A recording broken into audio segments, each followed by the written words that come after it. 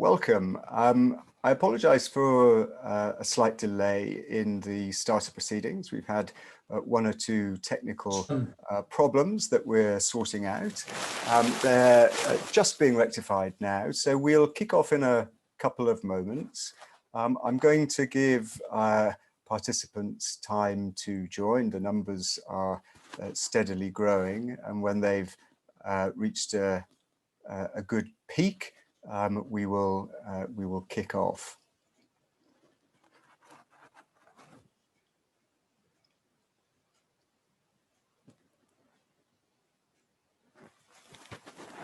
Okay, I think we're there. So apologies again for our slightly delayed start, and thank you for joining us on what has been, at least in London, a very beautiful day. You're all very welcome to what is the first of the Anglo-Hellenic League's webinars for 2021. My name is John Kittmer. I'm the chair of the League. It's a great pleasure to have you here with us tonight and to be introducing this event. We have what is for the League a record attendance tonight, at least in terms of registrations, and the participant levels are very high too. We have people joining us from across the globe. Let me particularly welcome all of our friends and supporters in Greece. The Greek bicentennial celebrations kicked off in earnest last week on the 25th of March. Despite all of the challenges of the pandemic, it was great to get this party going. I know it was a slightly subdued start because of the pandemic, but times will get better across this year. There are many more events ahead, many more opportunities both in the UK and in Greece for us to celebrate together this momentous year. I will introduce you in a moment to our speaker tonight, Professor Judith Herrin, but since some of you will be joining one of our events for the first time, let me start by telling you a little bit about the League and our programme for 2021. So the League is a charity. We've been based in London since 1913. We exist to promote friendship between Britons and Greeks. We have two main types of activity. We run a cultural programme in London, usually, of which this Zoom webinar is an example. And we raise money for social and educational causes in Greece and in the UK. Like most organisations, our cultural programme has been disrupted by the pandemic, and unfortunately these disruptions continue. Our next event on the 20th of April, which is a tasting of Greek wines in London, will have to be rearranged shortly. If you are a ticket holder for that event, we'll contact you in the next few days to give you some options for the rearrangement.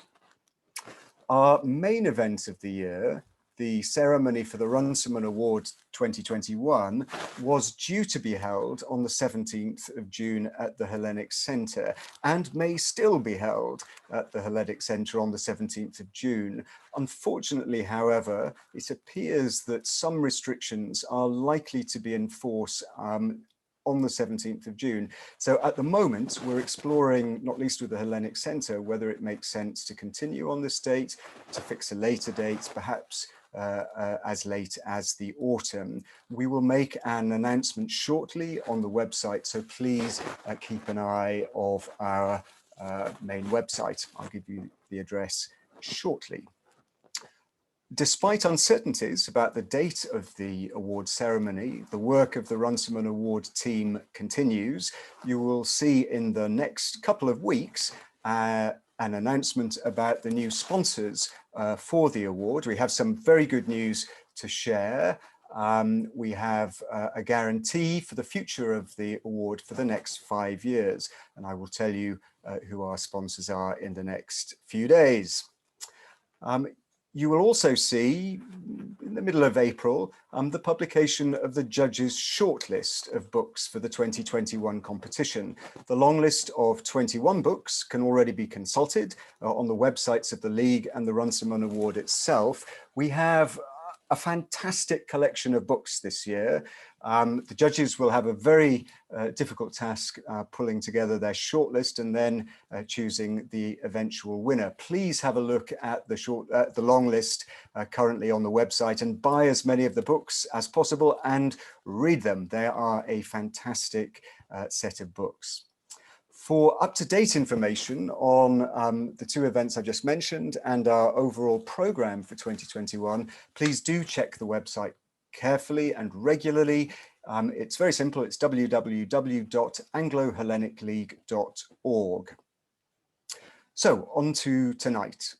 Our speaker, Judith Herrin, has agreed to take your questions at the end of her talk. You can find on your screen a button headed Q&A. If you click on it and type your questions in, they will come. They should be visible to everyone, and they'll certainly be visible to Judith and to the team, the Emeritus and myself, who will group as far as we can and help Judith field the questions at the end of her talk.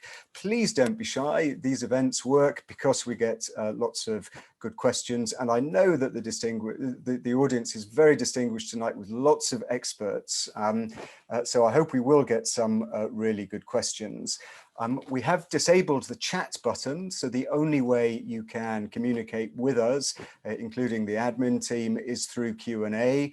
Emeritus and I will try to answer in real term any practical questions that are addressed to us, but we will keep to the end, after the talk has ended, the questions about the subject itself. So that's probably enough by way of an introduction. Let me welcome and introduce our speaker tonight, Professor Judith Herrin. As a leading Byzantinist, Judith is a long-standing friend of the League. I know she's given many talks for us before. Until 2008, she was the Professor of Late Antique and Byzantine Studies at King's College London, where she's now Professor Emerita and Constantine Levendis Visiting Senior Research Fellow. Before her time at King's, she held the chair of Byzantine History at Princeton. She's been president of the International Association of Byzantine Studies and has an impressive roll call of highly significant and lauded publications to her name: Byzantium, The Surprising Life of a Medieval Empire, Women in Purple, and the Formation of Christendom, to name a few.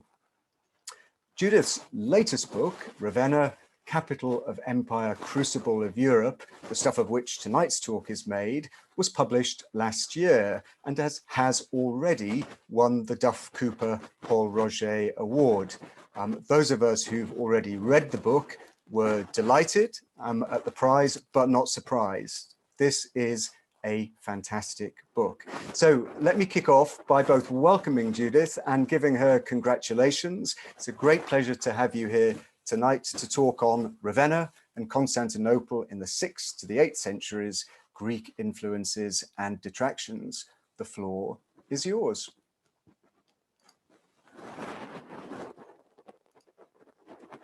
Now, I must ask you to unmute. Thank you so much. Good evening, one and all, and thank you very much for attending this session. I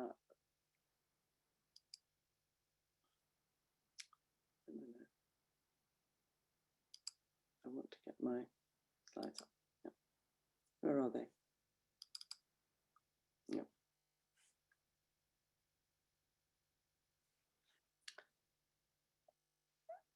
Have you got them first slide with the title? No. Yes, yes, it's definitely there. It's there? Yep. Is it large enough? Can we leave it as that? And then I will click on with the... Yes, that works, that works. That would be okay? Very good. So, but now the button doesn't work. Yes, do you see it? Is it full screen?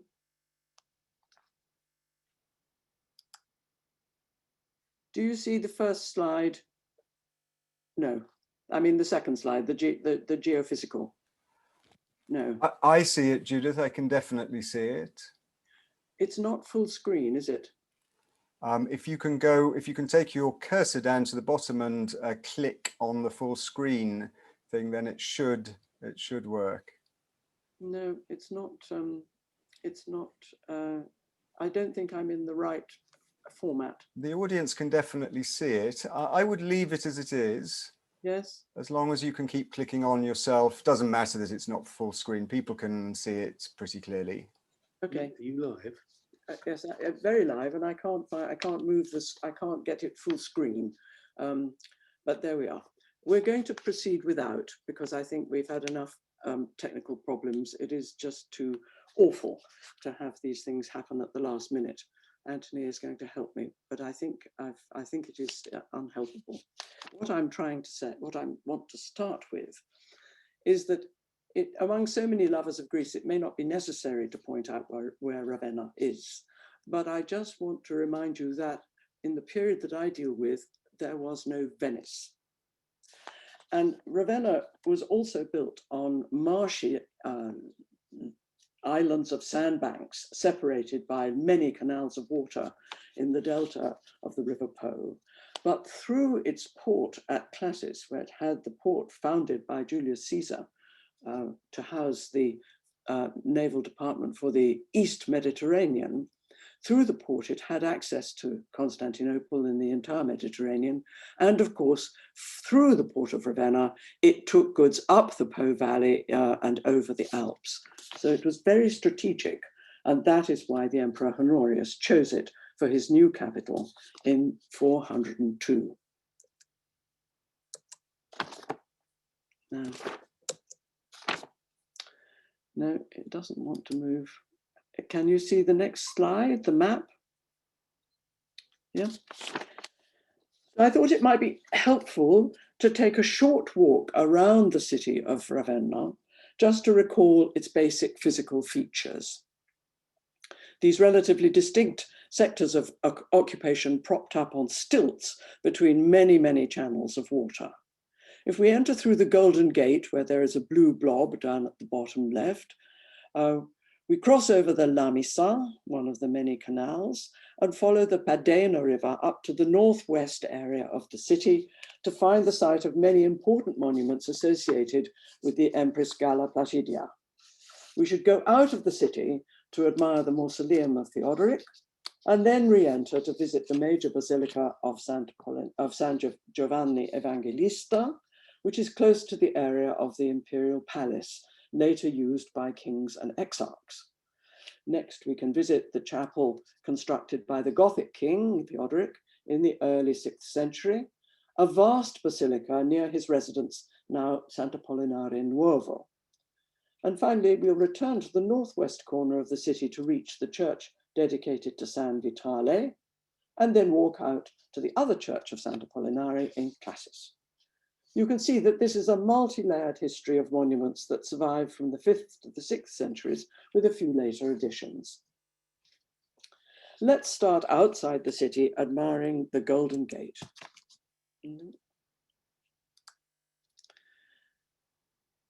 This was erected by the Emperor Claudius in the year 43. And when Honorius decided to leave his capital city of Milan, Ravenna presented the combination of a very well-defended site linked through its large harbour to the Mediterranean. Honorius promoted the Church of Ravenna to a higher position, but insisted that Rome should retain the right to consecrate its bishops, which encouraged a long ecclesiastical rivalry between the two cities. The Golden Gate of Ravenna was destroyed and replaced, but fortunately it had been drawn by the Renaissance architect Palladio, and the magnificent sculpted remains are still in the National Museum in Ravenna. Although Honorius ruled from Ravenna for over 20 years and must have built quite extensively, little survives from his reign. It's his younger half-sister, Galla Placidia, whose architectural achievements reveal the city's growth into its role as the imperial capital. She was an imperial princess who was familiar with Constantinople, Thessaloniki, and Rome. And when she settled in the northwest corner of the city, she was inspired to create buildings appropriate to Ravenna's status. First, she dedicated a large basilica dedicated to the Holy Cross. And at the west end of this now lost church, which you see reconstructed, a long transverse corridor led to two chapels, and it's the one at the south side, which is now known as the Mausoleum of Galla Placidia. You see the bell tower of the present church of Santa Croce in the background. With its starry skies, doves drinking at fountains, geometric patterns, and St. Lawrence approaching his flaming grid of martyrdom, this is the most striking monument of the period 425 to 450. From her own palace in this area, the Empress dominated the imperial administration in Ravenna for 13 years, ruling in the name of her young son, Valentinian III. In 437, when he gained his majority, he went to Constantinople to marry Lucinia Eudoxia, daughter of the Emperor Theodosius II, and brought her back to occupy the imperial palace. Their marriage united the two halves of the ruling dynasty, who had always remained in close contact. Galla Placidia's genealogy was displayed in another of her foundations, the Basilica of San Giovanni Evangelista, which was almost completely destroyed in Allied bombing raids in 1944. Only the polygonal apses survive in their original state. Fortunately, 18th century antiquarians had documented the interior decoration. In the roundels displayed on the apse arch, the Empress commissioned images of Constantine the Great and her grandfather, Valentinian I, thus combining two imperial dynasties to which she belonged. Her father, Theodosius I, her uncle, Emperor Gratian, her second husband, Constantius, and her children were also represented. This unprecedented display of imperial family propaganda within the church, together with Bishop Peter Chrysologus, who was shown officiating at the altar, sets up a pattern that proved very influential in Ravenna. We shall find similar portraits in other churches, though some were later rebuilt in more fashionable styles, and others simply disappeared. Secular buildings in particular were not maintained. Honorius, Galla, and Valentinian III all lived in grand palaces, of which only fragmentary floor mosaics survive. The second phase of Ravenna's most famous history begins with the arrival of the Gothic king Theodoric at the end of a long march from the east. This brought a very distinct influence of Constantinople to the city, as Theodoric had spent a critical decade of his early life as a hostage in the capital. In 490, after negotiations with Emperor Zeno, Theodoric assumed the right to lead his people from the East Mediterranean, across the Balkans, the Hungarian plain, over the Julian Alps, and into North Italy. Once he had defeated all opponents and occupied Ravenna, he set about developing the palace area into his own miniature version of Constantinople. In the early 6th century, he expanded the imperial residence, erected a monumental equestrian statue in front of it, and built a grand new basilica, now Sant'Apollinare Nuovo, to serve as his imperial palace, his own palace chapel, I mean. To create this large church, he imported a set of capitals and possibly other construction features from the East. And these preserve mason's marks in Greek. Do you see at the center of the cornice a mu lambda, and on the other one a lambda epsilon? The interior of the church was known as the Golden Heaven, and it shines along its full length. Its decoration included depictions of his port at Classis and his palace at Ravenna, cityscapes in which he originally appeared under the central arch. This unusual element of regal portraiture in a church goes back to Galla Placidia's genealogy and her claim of descent from the first Christian emperor. The images of the Gothic courtiers standing between the columns were removed by Archbishop Agnellus in the 560s, when Emperor Justinian instructed the Catholic authorities to take over all the Arian churches. Opposite, the scene of the harbour at Classis now presents a golden wall with the ships at anchor to one side and the fortified port behind. Previously, 5 figures, including the king, had stood before the wall. While the king had no glamorous ancestry to depict, he made his claim to rule Ravenna and a very large area of the West in a similar fashion by portraying himself in his palace church. He also put his monogram on capitals employed in another church dedicated to the Arian rite, now destroyed. These Arian foundations record the domination of the Goths in Ravenna between 493 and 540, marked by the tomb that Theodoric built, which reflects an adaptation of the imperial style of mausoleum he had witnessed in Constantinople, Thessaloniki, Split, and Rome. This domination was tempered by the Goths' presence as a minority within the largely Catholic population, which meant that they had to coexist with other religious groups. As a result, Theodoric practiced a much greater tolerance of Catholics and Jews than was found among the Vandals or Visigoths.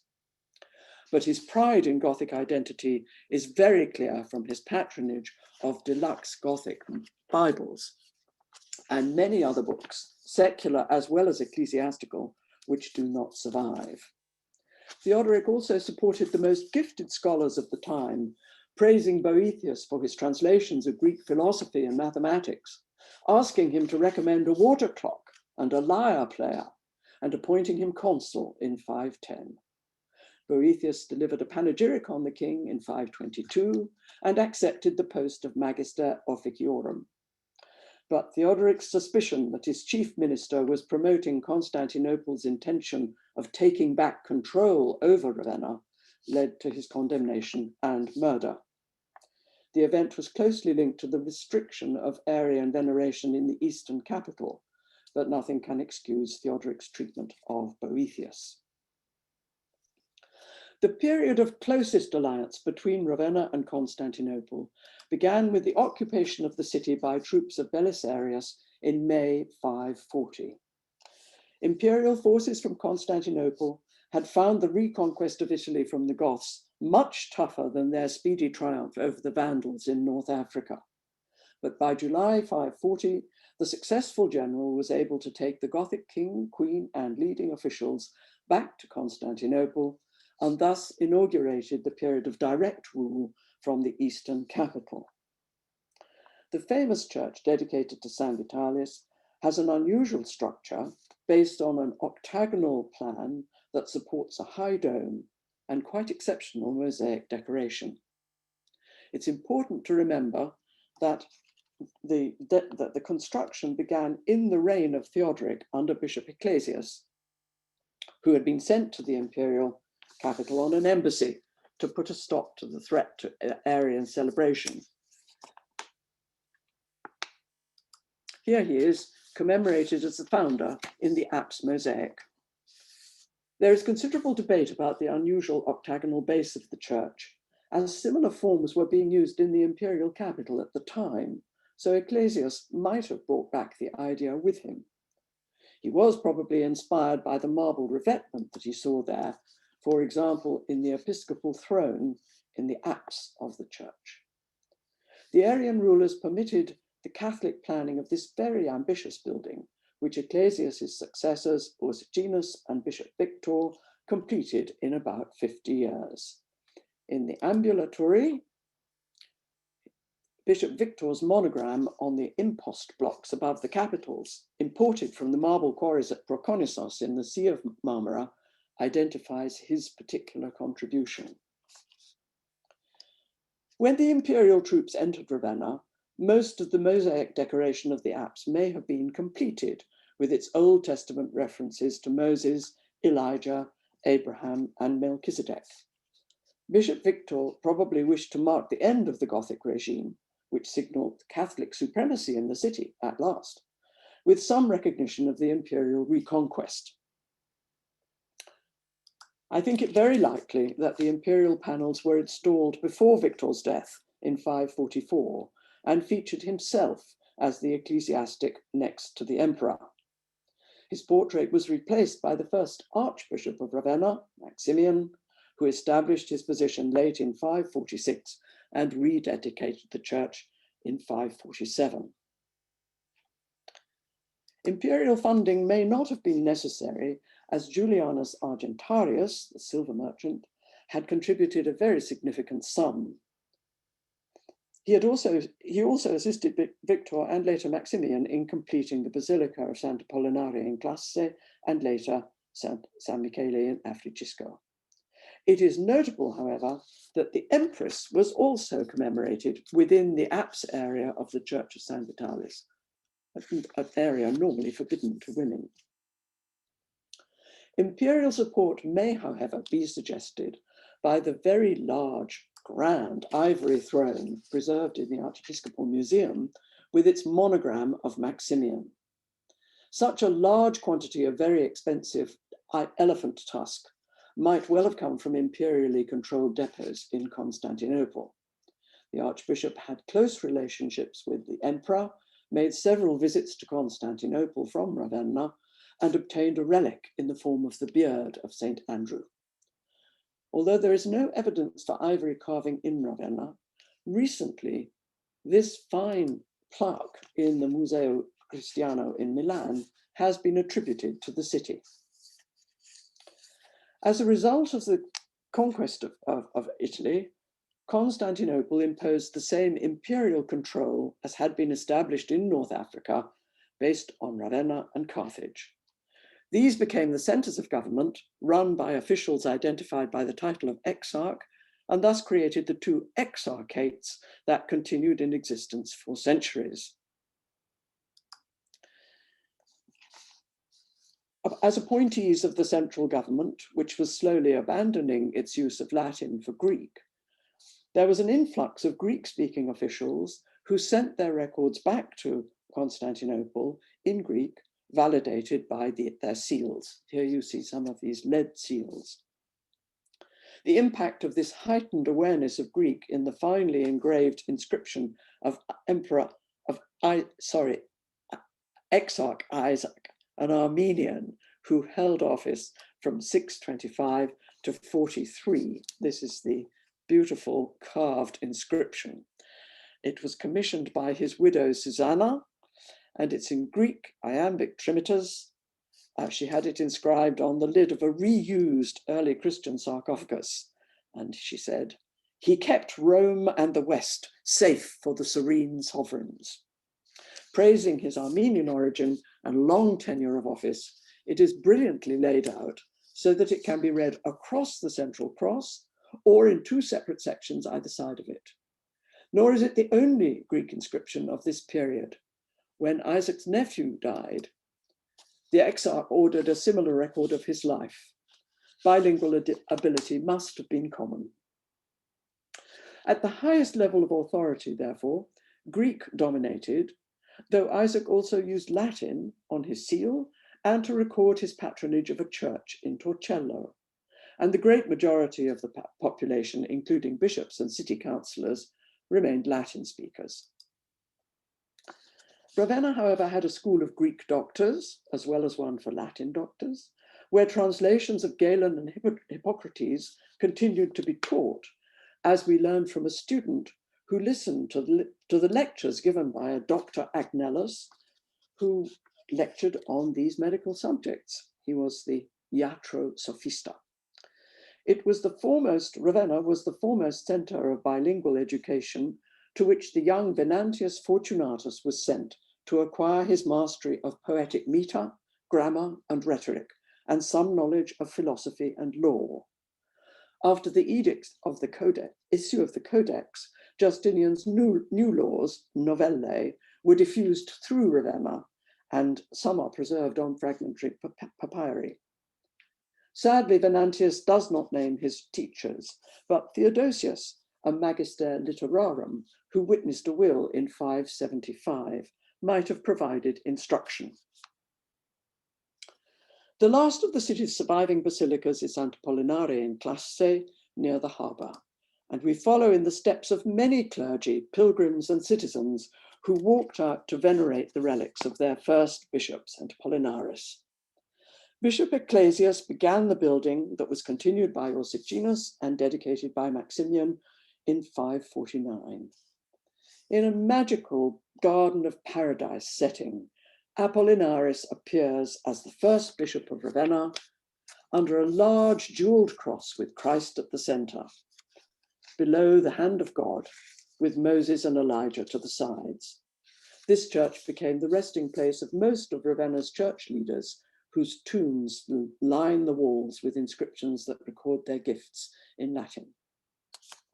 In addition to the 4 previous bishops shown in the mosaic, 2 panels either side of the altar now display very interesting 7th century additions. On the south side, you see here, I'm not sure whether this will show it, there you see the commemoration commemoration of Melchizedek, the high priest, and he's in the same, shown in the same scene as in San Vitale. Opposite, there's a panel devoted to the commemoration of imperial grants made to Ravenna by Emperors Constans II and Constantine IV. Here we should notice the portrayal of Archbishop Morris, haloed and now deceased, and his successor, Reparatus, receiving a scroll marked Privilegia from Emperor Constantine IV, all the figures named in the accompanying inscriptions. These panels are obviously modeled on the 6th century ones in San Vitale and use the same borders and patterns in a rich range of colors and decorative shapes. Archbishop Morris, who held office from about 648 to 71, was a loyal supporter of the imperial theology of monothelitism.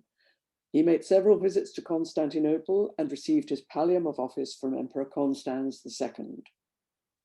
In contrast, Pope Martin in Rome opposed this official doctrine and in 649 summoned a council to denounce it as heresy. The council's aims were prepared by Maximus the Confessor in Greek, supported by the local Greek monasteries, and they were only later translated into Latin. When he was ordered to attend, Archbishop Morris refused, claiming that he couldn't leave the city because of Lombard threats. Ravenna, therefore, was using both its ecclesiastical and civilian authorities to maintain the monothelite theology, and thus increased its rivalry with Rome. The reuse of imperial representations at Sant'Apollinare in Classe, as you see, provides further evidence of the city's self-conscious sense of its inheritance as a capital city closely linked to Constantinople. Even after the loss of Constans II's grant of independence from Rome, Archbishop Reparatus made sure that the temporary privilege would be remembered by commissioning a new mosaic. And Reparatus and his successors thus continued to celebrate the liturgy in front of the Emperor Constantine IV, modeled on Emperor Justinian. In Ravenna, Greek continued to be the medium of many liturgical prayers, such as antiphons sung in Greek and Latin, and acclamations of welcome chanted by monks from the 4 Greek monasteries. It was also used for the exarch's correspondence with Constantinople, and this promoted the career of a young man named Ioannikis, who was appointed to handle the bilingual communication. In addition to translating official documents from Greek to Latin and back, Ioannikis composed such interesting poems that he was summoned to Constantinople, where he worked in the great palace. When Constantine IV decided to end the monothelite theology, he summoned the 6th Ecumenical Council in 680 to 81. I show you 2 pictures of later pictures of how councils were held or represented. Among the large papal delegation that attended this meeting, Theodore, presbyter of the Church of Ravenna, represented its archbishop and was invited to sign the acts of the council immediately after the 3 papal representatives, the 4 other patriarchs, and 2 senior metropolitans of Thessaloniki and Cyprus. This very high position in the list of signatories, ahead of all the other bishops, reflects the importance that Constantinople attached to the See of Ravenna, its most important outpost in the West. One intriguing fragmentary papyrus record of the council preserved in Ravenna consists of a list of episcopal signatures in Greek, dated 681. It reveals the different scripts used by 36 individual bishops. Some wrote in majuscule, others in half-cursive minuscule, and that's a minuscule which is widely documented only from the 9th century. Since the sole complete record of that session of the council is preserved only in Latin, the papyrus provides fascinating evidence of different writing styles adopted by some of the participants. How did it come to Ravenna?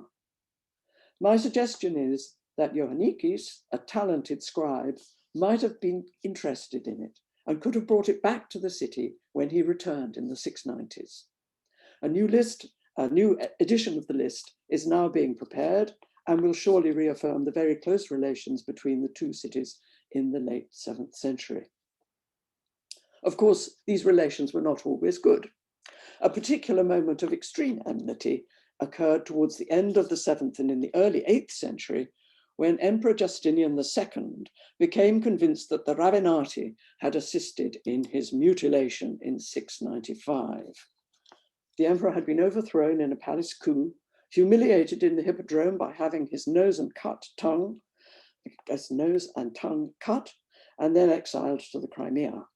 From there, he plotted his revenge, and, amazing to relate, he succeeded in returning to power for a second reign.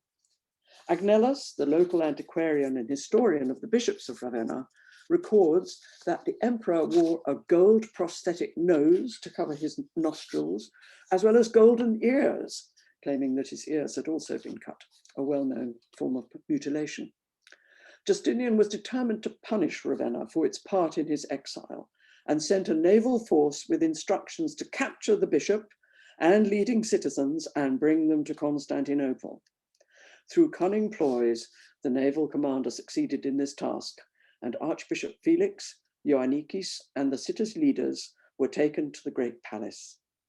For his description of this devastating episode, Agnellus must have relied on oral accounts, and he recorded them, I quote, "They found the Emperor Justinian sitting in a gold and emerald seat and wearing on his head a crown, which his royal wife had decorated for him with gold and pearls."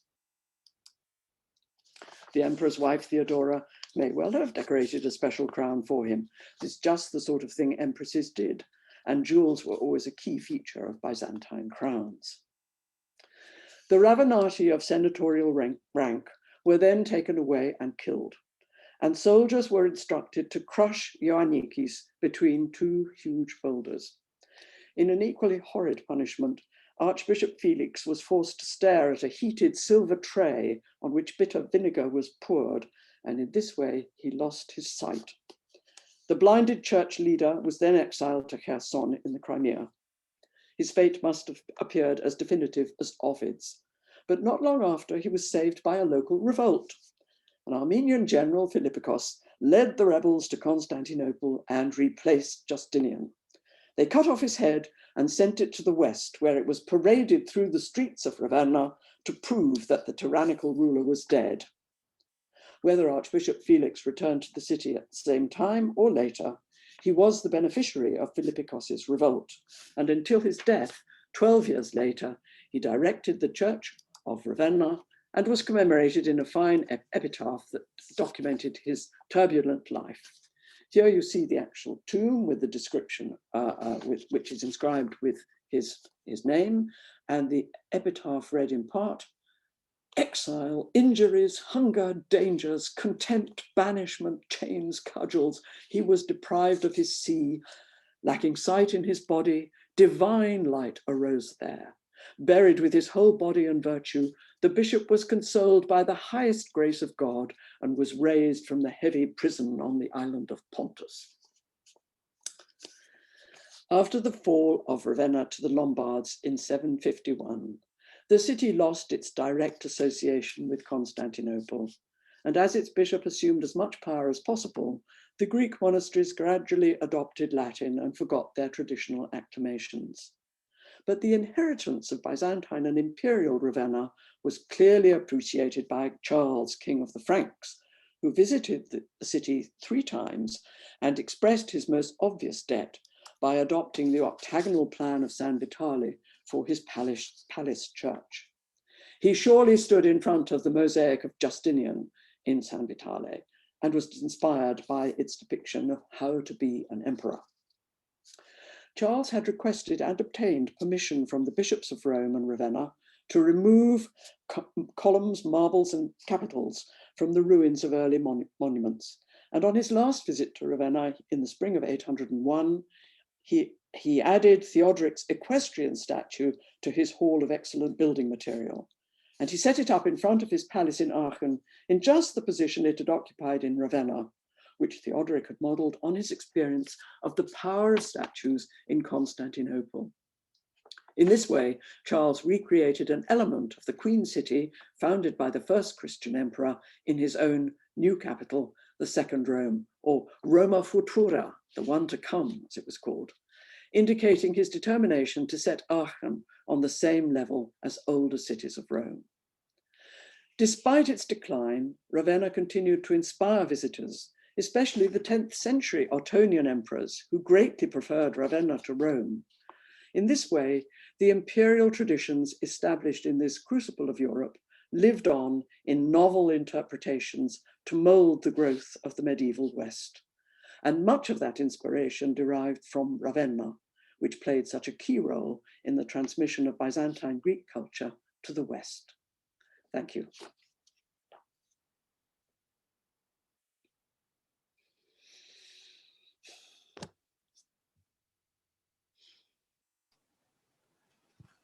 Thank you so much, Judith, for that exquisite tour, if I may say so, beautifully illustrated tour through the buildings and the history of the city.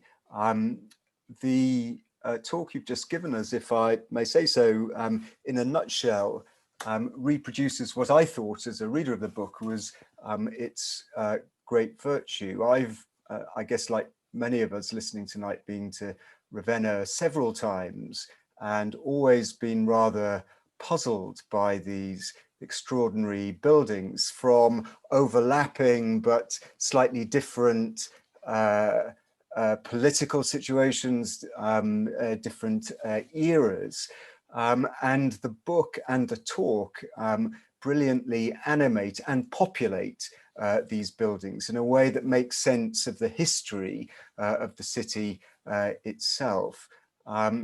I'm talking slightly slowly to encourage people to ask many questions. I can assure you all that I have a load of questions here and can hog the next 15-20 minutes or so if necessary, but please do submit your questions, because I'm sure everybody wants to hear from the audience and not from me. But you touched, Judith, on, well, lots of things, obviously, but you mentioned 3 or 4 times the Greek language and the presence of Greek in Ravenna. Could you say just a little bit more about this? Was there real bilingualism in the city? How important was Ravenna actually for transmitting ideas, as well as just the average business of the politics of the day? How important was it for the transmission of ideas and books and texts from the East to the West? Well, in the instance of the laws, we do have this very interesting, these very interesting fragments on papyrus of copies of the digest of Justinian, and we do in Latin, and then we do have the novellae in Greek. And clearly, although they were issued in Greek for the East Mediterranean, that is how they came. The new laws came post-codex came to the west. And there they were diffused through Ravenna, where they must have been translated. My impression is that the official bureaucracy of Ravenna was run in Greek as much as possible, because everybody had to understand what the emperor was instructing. So especially towards the 7th and 8th centuries, as Greek was definitely the sole language of government in Constantinople, all instructions would have arrived in Greek. And that's where people like Ioannikis, translators, were very highly prized, because they could translate from Greek into Latin and back. And of course, we're talking about a Latin which is already post-classical Latin, and a Greek which is post-classical Greek. So there must have been, among the local population, an endemically Italianate Greek that was developing. That's what they spoke. That's how they recorded their business transactions and their charters and donations to the church. But in the signatures to the charters and some of the legal documents that are recorded on the papyri, we find people who sign in Greek, and they identify themselves as Syrian merchants in Greek, and they are therefore doing business in Ravenna, not necessarily in Greek, but their presence is there, and they are bringing ideas, they are bringing goods, silks, ivory, spices, jewels, all these things which come from the east are entering through the port of Ravenna. They are coming to the city and then being sold on up the River Po for miles towards Milan and further north. And because Ravenna was so much closer to Constantinople than Rome, and you didn't have to go through Scylla and Charybdis around Sicily to get to Rome, this maritime connection was the quickest and the nearest, and the one that was used. Alexandria also supplied papyrus and other luxury goods, as well as wheat, and basic things which came from the east entered the west and came into the medieval west from often through Ravenna. So I think the city must have been very polyglot, very multicultural, and a large number of people must have known enough Greek to get by with dealing with businessmen who brought their goods to sell. And similarly, the sailors and so on must have known enough Latin to get by in the harbors of the West. It's very difficult to trace ideas apart from theology. Here we have a very clear notion. These were doctrines written in Greek. They were philosophical. They were very important redefinitions of Christian belief. And they came to Ravenna, where they were observed, because Ravenna was under the control of Constantinople. And they went to Rome, where they were not observed. But nonetheless, there must have been a good deal of input of theological discussion in Greek from the East, because at the time there were so many variants of monothelitism and different interpretations of monophysitism and so on. So in the sense of theology, we have evidence of ideas being transmitted as well. But whether there were actual poetic or literary transmissions, it's very hard to tell. I suspect that the Greek of the early 7th century, George of Pisides and people like that, was not known in the West. Is there any evidence for contact between the world of books and libraries in Ravenna at the time of Charles the Great and his very intellectual court stuffed with people like Alcuin? Do we see a cross-fertilization through Ravenna of knowledge, whether ecclesiastical or secular? Indirectly, in as much as the building material that was taken from Ravenna and the equestrian statue that was dragged over the Alps, the huge, massive equestrian statue that was dragged over the Alps and taken to be erected in front of the palace in Aachen, probably involved local transport, local people who knew how to move, how to dismember columns, how to move them, how to get them, firstly, I'm sure, onto the Po, because of course that takes you as far as Milan by river, which is so much cheaper than any other form of transportation, then over the Alps. But I do wonder whether in building his palace church at Aachen, Charles took with him some masons and architects from Ravenna, because there they knew about building and they were still doing mosaics, putting up mosaics. So it's possible that he collected some craftsmen. In terms of books, no, we don't have any evidence, but there is a great gap in the archive of Ravenna, which obviously got scattered. When we look at the papyri which survive, they are all over the world, and very few, in fact, are in Ravenna. The charters that start more in the 9th century are preserved in the archive in Ravenna, but very few earlier books. I was very struck, and I'll start going through questions in a moment. I was very struck in the book and also in the talk by the very strange nature of the sources that you have to tell the history of Ravenna. On the one hand, you have an ecclesiastical source from the 9th century, Agnellus, and then you have papyrus texts. Both of these things surely give a rather skewed vision of the history of Ravenna. Yes, they do. But I think when you add to that the archaeology, which is continuing to reveal new things about Ravenna every day, you do get a sense that here is the material base. The papyri give us a lot of everyday transactions, because mostly these are walls and donations to the church and records of the freeing of slaves, things like that. The interesting thing is that they have these long lists of witnesses, which is how you can people the city, because they're all there signing in Gothic, for example. The Goths sign in Gothic, the Greeks sign in Greek, and the locals sign in Latin. And they sign in their own hands. You can see their handwriting, pretty shaky sometimes. And most of the women sign with a cross because they are not able to write. So you get a sense of the population. And then from Agnellus, you have this wonderful record that he looks back over the stories of the bishops, and he brings together all the most amusing, entertaining episodes that he's heard, some of which I'm sure are invented. But he does have the dates of the bishops and what they did and the major events of their tenure. So you get a mixture, which I think is a very rich combination. Fantastic. So to go on to the audience's questions, David Calvert-Smith has asked a very good fundamental question. Why choose Ravenna as a capital with no natural land defences? And where did all that wonderful stone come from? The brick is the building material of Ravenna. So firstly, about the building material, all the 5th and 6th century and 7th century buildings are in brick, and today it's still the major thing. So there are clay pits. When Theodoric wanted to build his mausoleum, he imported Istrian marble. Most of the revetment for the marble interiors of the churches is imported, and a lot of it has come from Constantinople.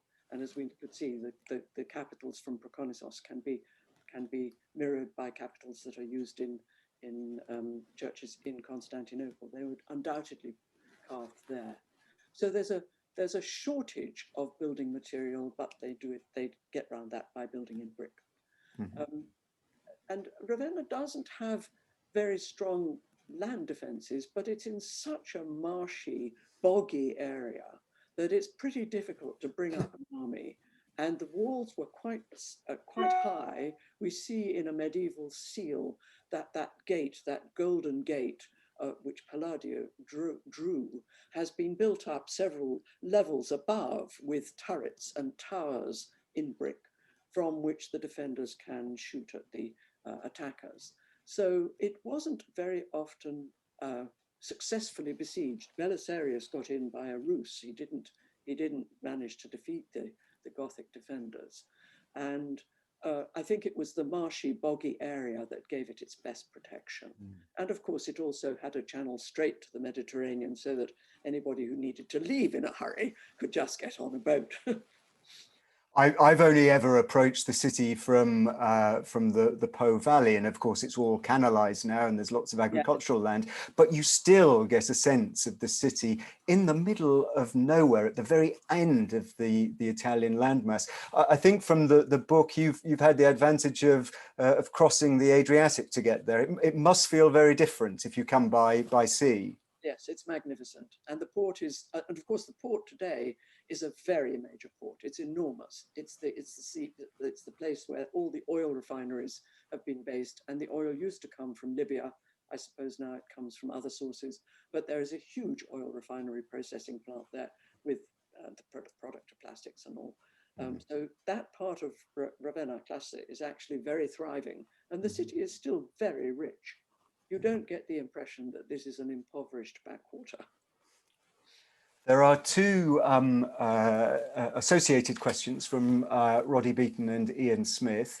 So Roddy says, Charlemagne as a precursor of Lord Elgin, is there anything in common between their motives, do you think? And connected with this, what happened to the statue of Theodoric in Aachen?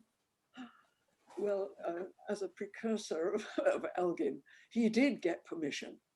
There's a very interesting account of how he went to Rome and asked the Pope, and then he went to Ravenna, his first visit. And Archbishop Gratiosus was an elderly man, and the clergy were a little worried that he might not create a very good impression. However, Charlemagne decided that he was a wonderful figure, and he came and asked, "May I take away these excess bits of your ruins?" And he was given permission. So at least it was a little bit more above board. And what happened to the great equestrian statue that was put up?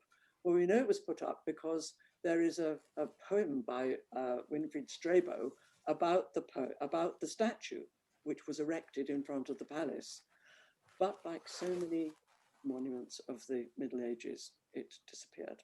Perhaps it was melted down for cannon at some point, unfortunately. So there's no further record of it, except that it did make it to Aachen. It just mysteriously disappears. Okay. Two connected questions about the ordinary people of Ravenna. First, the general question from Mary Williams, what do we know of them? And secondly, from Verena Jones, and connected in part with what we've been saying about bilingualism, what do we know about their ordinary speech? Oh, well, I really don't know what we can say about their ordinary speech, except as it is recorded in their signatures and their declarations as they witness documents. So these witness lists give us not just their names, but sometimes their relationship to the donor, their approval of the gift, their support for the project of whatever it is they're doing for the church. The way that we see their everyday lives is best revealed, I think, in the wills, because these wills sometimes list the actual material products which are to be maintained and given to and distributed to the members of the family. There's one in particular which was registered because the young man who was going to inherit the goods from his parents, deceased, was still underage. And so he had to have a tutor appointed to guarantee that he would indeed receive this inheritance. And it's listed not just in the form of the gold, the silver, not just bullion, but objects like silver spoons, but then kitchen goods, clothing. Oh yes, he's got pairs of linen trousers and a silk shirt. And it's a silk shirt in red and green.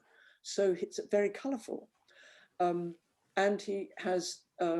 he's also got to give certain things to the slaves which have been freed. Some of them have garments, some of them have gifts of gold, some of them have possessions in a box which has been sealed.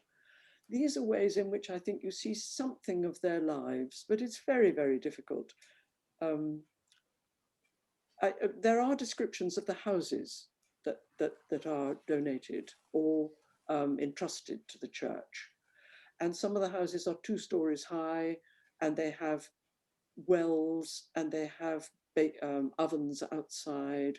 There are water mills, there are orchards. And of course, the land that's donated lists sometimes the types of orchards, fruit orchards, trees, nut trees, and the acreage of land that produces wheat, grain, and then sometimes dairy products, cheese, milk, eggs, ducks. They seem to eat quite well. For me, the amount of evidence that you extract from such sources in the book is really eye-opening, because you are on the one hand telling, if I may say so, brilliantly, the story of very famous people like Charles the Great and Galla Placidia, but on the other hand, you really do show us what can be known of the lives of ordinary people through these sources, and it's very skillful to have this sort of asymmetric picture between the great and the ordinary people leaving their testaments and leaving their chickens and whatever. Yes. More questions from the audience. So Professor Mark Loxterman says, we find the same story about drawing a boat in the sand and then using the boat to travel in Agnellus of Ravenna and the life of Leo of Catania. And we know that Leo was born in Ravenna. So is there a connection here? Oh, how lovely. Well, that would be, that's the skill of Professor Loxterman, who knows these things. I'm delighted that there is this same story, and I do wonder whether Agnellus was, I would think Agnellus was probably cherished. His memory was cherished, his book was preserved. It was the record of the bishops who had governed Ravenna, and in many cases he thought that the bishops were much more important than the exarchs. And of course they continued after 751, so his story does go into the 9th century when he was alive and abbot of a monastery there. I think it's very interesting that there are quite a number of references in Frankish sources and later medieval sources to people from Ravenna. And there are priests from Ravenna who are said to be very troublesome. And I think there's certainly a very lively community there, partly because the church is so wealthy, so very well funded. It can support a very large number of clerics, and they are very well paid. So there's a very rich resource, and the bishops manage it skillfully and are constantly acquiring more territory. And they're very interested in Sicily for that reason, because they have estates there. Another connection perhaps with Britannia. Thank you. We have some questions about the art of Ravenna. So first from Alex McSweeney, who says that he was surprised to see the individual characterization of the bishops on one of the mosaics you showed us, almost portraiture, very different types of, very different shapes of faces and so on. Is this typical? I don't know whether it's typical, but it's very striking that in Santa Apollinare and Classe, the four bishops look quite different. One is young, two are bearded, one is very, very old. You know, they are not the same, they are portraits, or they are intended to be different. Now, Maximian's portrait in San Vitale, that seems to me also to be an elderly, balding man. And although we don't have portraits of the others, the descriptions that Agnellus gives us indicate that everybody knew that they were different, and there must have been many other portraits that do not survive. We learn that the cathedral church, the Orsiana, for example, was decorated with portraits of bishops, but that was destroyed in the 17th, well, it was replaced in the 17th century by a larger Baroque building. And as in many cases, when a cathedral church was renovated in that way, most of the internal decoration perished. There's only one mosaic that dates from that period. I think that the book and the images you showed us prove very, very clearly you have this very interesting combination, don't you, of the later mosaics quoting the earlier mosaics, but then putting very different faces on the individual. So you see a replay of the famous image of Justinian and his court. That's played out in Santa Apollinare in Classe, I think it is, but with very different portraiture on the faces. Yes, well, of course, the portraiture there must have been guesswork because they hadn't seen the emperor. Whereas I think for the display of Justinian and Theodora, at least people had been in Constantinople and had actually seen them. And of course, there were probably paintings, and there were the coins. So they had models to follow or to use.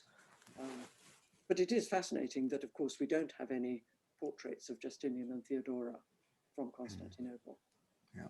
These are the ones that are always cited. Another iconographic question, this one from David Bradbury. He says, I noticed the gospel scenes in Sant Apollinare Nuovo lack the central scene of the crucifixion itself. Is this as a result of its Arian roots? I had the same thought, and thank you very much for raising that issue because it is very curious. I think the Arians found it very disturbing to think that the Son of God had died on the cross, although he was, of course, resurrected. They don't show it. And of course, there are some late 5th and early 6th century churches that do. But we don't have another Arian church to compare it with. Descriptions of some of the decoration from Ricimer's church in Rome, that was an Arian foundation, but we don't have actual surviving mosaic scenes comparable to the miracle scenes on the one side and the last days of Christ on the other. But the resurrection is shown very clearly with the empty tomb, and the journey to Emmaus is shown with Christ walking out of the church. So there's no doubt about the resurrection, about the crucifixion. The carrying of the cross is shown, everything of the judgment and so on, everything is shown up to the moment of crucifixion, and then that is skipped. Interesting. A question heading in a different direction, also iconographic, from Zeta Theodoropoulou. She says, may I make a pagan comment? The figures on the Exarch Isaac reminded me of these on a relief plaque of an altar from Mantinea around about 330. Can you comment a little on the influence of classical statuary? It seems very striking here. I'm not quite sure that I've understood which pagan images to be looking for. On the Exarch? It's in relation to the figures of the Exarch Isaac. And these, Zeta is saying, are similar to those on an altar from Mantinea around about 330. Well, the sarcophagus that was reused is one of those early Christian sarcophagi carved in Ravenna, where there was a great school of sarcophagus sculpting. And it shows the three kings approaching the Virgin and Child in a very unusual format. And the figure at the short end is Daniel in the lion's den, the saint with his two lions. So I think it's entirely Christian, but there are a lot of pagan echoes, and there are a lot and there must have been a lot of pagan statuary in Ravenna, because we know there's a headless porphyry imperial statue, large, life-size, more than life-size, in the Archiepiscopal Museum, one of many. And of course, there were many, many, many tombs commemorating individuals pre-Christian, which show their trades and their spouses and their families. And there was a very, very long school, a long period of sculpting and carving before the arrival of churches that had to be decorated in Christian style. I suppose the craftsmen just adapted themselves to the new method, the new fashion, and went on carving in their normal way with great skill. I don't know how to answer your question about whether there is actual pagan influence in the Christian representations? I'm sorry, I don't know. That's a big question. um, so you have a city here which is absolutely full of images at a time when the Eastern Empire is going through its period of iconoclasm. So what's happening in Ravenna at the time? This is a question from Mary Williams. What was the position of the authorities?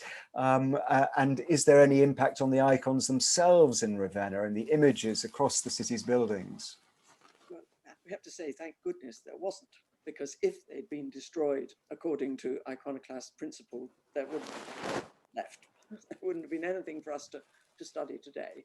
So no, iconoclasm was not imposed. At the point where it became an official policy, the Bishop of Rome led the opposition, and the bishops of Ravenna followed, and they did not accept iconoclasm as a principle. They did not impose it in their churches, and the decoration survived. We do hear of a lot of icons. We read about a lot of icons, but there are no early Christian icons from Ravenna that survive. So it's very hard to know whether there was destruction by some officials from Constantinople who felt they had to adopt the imperial policy or they'd lose their jobs. Or at that point, the exarchs were actually so anxious to fend off the Lombard attacks and preserve Ravenna as a city under Constantinople's rule, that they were just preoccupied by military matters and couldn't do anything about the theology. One final question from the audience, with apologies to one which we won't have time for, but Calypso Nomikos, noting the images of the medieval crowns that you showed, asks, have any such crowns survived, and where can they be seen? Well, the two crowns that I showed, one is in the museum in Vienna. It's the Imperial Crown, allegedly used for the crowning of the Holy Roman Emperors, many of them. And the one on the right is the Holy Crown of Hungary, made in Constantinople and sent to the King of Hungary with enamel plaques with their Greek inscriptions. Not very accurate Greek, but nonetheless it is Greek, and they are describing the relationship of Byzantium to its junior king in Hungary. They like to think of themselves as a family of kings in which the emperor was always the father and the junior kings were the sons. Nonetheless, they did send this very spectacular crown, which can be seen in Hungary. Thank you. Thank you for answering so many questions and for doing so concisely, so that we were able to get through a lot. I'd like really just to ask a sort of summing up question of you. I think I'm not an expert in this. I love Ravenna. I've been to Ravenna. This is a period about which I was woefully ignorant. But as a non-expert, your book seems to me to be a game changer. When I've been to Ravenna, I've always thought of it as a slightly odd, out of the way place with lots of beautiful buildings, but with no obvious hinterland and no real legacy. But here you are describing it now, very convincingly, if I may say so, as the Crucible of Europe. Could you just, in a nutshell, explain what's at the heart of this? Why should we see Ravenna in this different way that you portray? I think everybody knew that Ravenna had been ruled from Constantinople in a certain period. But what they hadn't understood, I think, is that under Theodoric, earlier, when the Goths were in control, they brought an opinion about the Empire of the East, about the Roman Empire, about how Rome had governed the empire. And they brought it to Ravenna, and they set out with ambitions to create a tradition that linked all those imperial ways of governing, administration, tax raising, military prowess, and so on, law giving, with the Germanic traditions, which they upheld because they were Goths and Arians to boot. So they were Christian, but of a heretical persuasion or non-Catholic persuasion. And in that symbiosis, they created something that was very, very positive for the medieval West, because most of the people in the medieval West grew eventually through the generations further and further away from imperial Rome, from the ways the Roman Empire had been governed, from the systems that made it possible. And they needed that combination with their own Frankish, Burgundian, Swabian, Visigothic inheritance. And that mixture, I think, is what makes something very special in Europe, for the West. And it came through Ravenna. And I do think that the fact that Theodoric was obliged to be very tolerant of Catholics and Jews also had a message which has survived, which is that we should coexist, we should cohabit the same space and live and let live, and respect other people's beliefs. That's a wonderful way of summing up. Thank you so much. Let me, on behalf of what has been a record audience for the League, thank you so much for giving your time so generously and so persuasively, both the talk itself so beautifully illustrated and the questions that you have masterfully answered. It has been a real pleasure to have you. I'm hugely sorry that we can't give you a round of applause, because I know it would raise the rafters, and indeed that we can't now encourage you to circulate among us with a glass or two of wine in our hands. But I hope that there will be an opportunity of that sort later in the year for us to properly thank you for this fantastic talk. Thank you so much for doing this for us. Thank you, and I look forward to that glass of wine with you later. It will definitely happen. As you heard at the start, we have quite a lot of good wine knocking around the League at the moment, which we'll be doing some tasting of a bit later in the year. Let me, in closing this event, just bring up onto the screen the final time some images, so that you can, in the audience, if you don't, oh, where's it gone? Let's try again. Let's see if I can, always having these. There we go. It's not full screen, so let me click it here. There we go. If you aren't already a member of the League or on our mailing list, many of you, we will have picked up your requests to become listed on the mailing list, and we will add your name over the next 2 or 3 weeks or so. Where you have indicated to us that you're interested in membership, we'll send you some membership information and a joining form. Please, please, please do join us. We are dependent on the support of members, the financial support of members, as well as your presence at these events. If you haven't already let us know through the registration form, please just drop us a line. The info box is now up on the screen. As I said earlier, all of our programme for the year, at least in outline with most of the dates penciled in, is up on the website. So you can see what the programme looks like for the rest of the year. Thank you hugely for joining us this evening. Again, apologies for a slight technical hiccup at the start. We got there in the end. This has been, thanks to Judith, a wonderful, wonderful talk.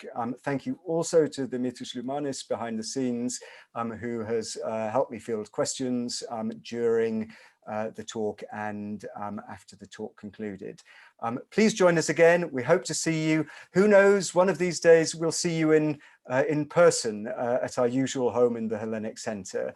I wish you all a very good evening. Thank you, Judith. Thank you, Dimitris, and see you all before too long, I hope. Now I only have to find the off button. No.